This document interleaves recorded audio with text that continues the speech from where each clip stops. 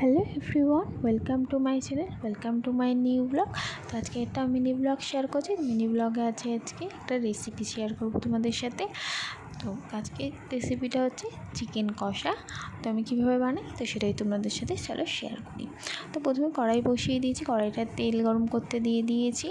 আর এদিকে হচ্ছে আলু কেটে ধুয়ে মা সবই গুছিয়ে দিয়েছে, আলু কেটে ধুয়ে রেখেছি। আর এদিকে হচ্ছে পেঁয়াজ, কাঁচা লঙ্কা আর আদা রসুন বাটা, টমেটো সব রেডি করা আছে। মাংস ম্যারিনেট করা হয়ে গেছে। মাংসের মধ্যে দিয়েছি যে নুন, হলুদ, টক দই, আর কিছু দিয়ে ম্যারিনেট করা নেই, শুধু নুন, হলুদ আর টক দই দেওয়া হয়েছে।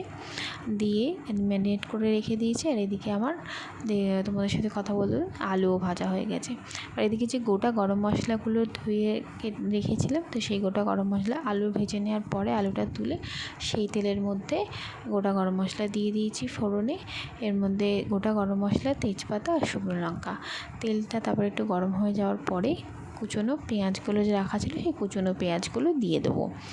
আর এদিকে টমেটো বাটা আর আদা রসুন বাটা আছে, আদা আর রসুন আলাদা আলাদা বাটা আছে। কাঁচা লঙ্কা বাটা দিয়ে আদা বাটা আছে। আর হচ্ছে অল্প শুকনো লঙ্কা দেবো, বেশি দেবো না। এইভাবে মাংসটা রান্না করবো। তো চলো, কড়াইতে পেঁয়াজ দিয়ে দিয়েছি। পেঁয়াজটাকে ভালো করে ভাজা ভাজা করতে হবে লো ফ্লেমেই। আস্তে আস্তে পেঁয়াজটা একদম যতক্ষণ না নরম হয়ে যাচ্ছে ততক্ষণ আমাদেরকে কিন্তু কন্টিনিউ আস্তে আস্তে পেঁয়াজটাকে ভাজতে হবে। তো পেঁয়াজটা একটু নরম হয়ে গেলে, একটু লাল লাল হয়ে গেলে তারপরে আমরা আদা রসুন বাটা দিয়ে দেবো। তো আমি এখানে মাংসতে রসুনের পরিমাণটা একটু বেশি হয়, আদার পরিমাণটা একটু কম হয়। তো আমি এখানে 2.5 চামচ মতো রসুন বাটা দিয়ে দিয়েছি আর 2 চামচ আদা বাটা দিয়ে দিয়েছি। আর এদিকে কী কী গুঁড়ো মশলা নিয়েছি চলো তোমাদেরকে দেখাই। তো এখানে নিয়ে নিয়েছি হচ্ছে হলুদ গুঁড়ো অল্প, কারণ মাংসতে হলুদ দেওয়া রয়েছে অলরেডি। তো অল্প মশলার কালারের জন্য হলুদ নিয়েছি, অল্প কাশ্মীরি লঙ্কার গুঁড়ো আর একটু নর্মাল যে ঝাল লঙ্কার গুঁড়ো, নুন আর জিরে গুঁড়ো। তো এই মশলাগুলো সব আদা রসুন বাটার তার মধ্যে দিয়ে দেবো, পেঁয়াজ বাটার মধ্যে দিয়ে দেবো।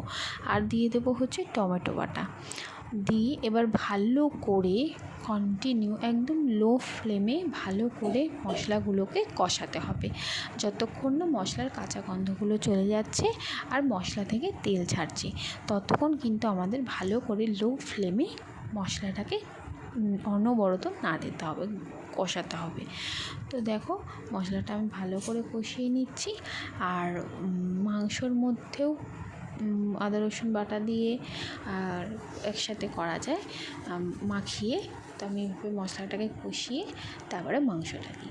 তো দেখো কি সুন্দর মাংসের মশলা কষানো হয়ে গেছে আর তেলও ছেড়ে দিয়েছে মশলা থেকে। তো এবার আমরা মাংসটা দিয়ে দেবো, যে ম্যারিনেট করা মাংসটা রেখেছিলাম, নুন হলুদ আর টক দই মাখানো যে মাংসটা ছিল সেই মাংসটা এবার এই কষানো মশলার মধ্যে দিয়ে দেবো। দিয়ে ভালো করে মশলা কিন্তু কষাতে হবে। মাংসের মেন হচ্ছে মশলা কষানো, মাংসটাকে ভালো করে কষানো, ঠিক আছে? মুরগির মাংস সিদ্ধ হতে বেশি সময় লাগে না, কিন্তু যত ভালো করে মাংসটা কষানো হয় তত কিন্তু মাংসর টেস্ট হয়। আর যদি মশলা থেকে তেল বেরোয় তাহলেই বুঝবে যে মশলাটা ভালো করে কষানো হয়েছে, মাংসটা টেস্টি হবে, ঠিক আছে?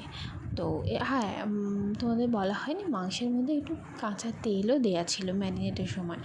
তো এবার ভালো করে কন্টিনিউ কষাতে হবে, ঠিক আছে? একদম নো ফ্লেমে কষাতে হবে। তো এবারে ভালো করে কষিয়ে নিয়ে একটুখানি জল দিয়েছিলাম, দিয়ে আর আলু দিয়ে ঢাকা দিয়ে রেখেছিলাম। এখনকার আলুগুলো না সিদ্ধ হতে চায় না, যার কারণে আমি একটু আগে থেকেই কষিয়ে নিয়ে একটু জল দিয়ে তারপরে আলুগুলো দিয়ে দিয়েছি। তো দেখো, আর হচ্ছে আমি মাংসতে একটু লাস্টে মাংস হয়ে যাওয়ার পরে ঘি আর গরম মশলা দিয়ে ভালো করে ফুটতে দিয়েছিলাম। তো আমাদের আজকের মাংস রেডি। টেম্পটিং লাগছে দেখতে, দারুণ লাগছে। তো মাংস রান্না হয়ে গেছে, আমরা খেতেও বসে গেছি। তো দেখো কি সুন্দর লাগছে। তো আজকে ভিডিওটা এই অবধি রাখছি। তোমাদের মাংসের রেসিপিটা দেখতে কেমন লাগলো অবশ্যই কমেন্ট করে জানিও, লাইক করে দেবে, শেয়ার করে দেবে আর সাবস্ক্রাইব করে দেবে চ্যানেল। টাটা।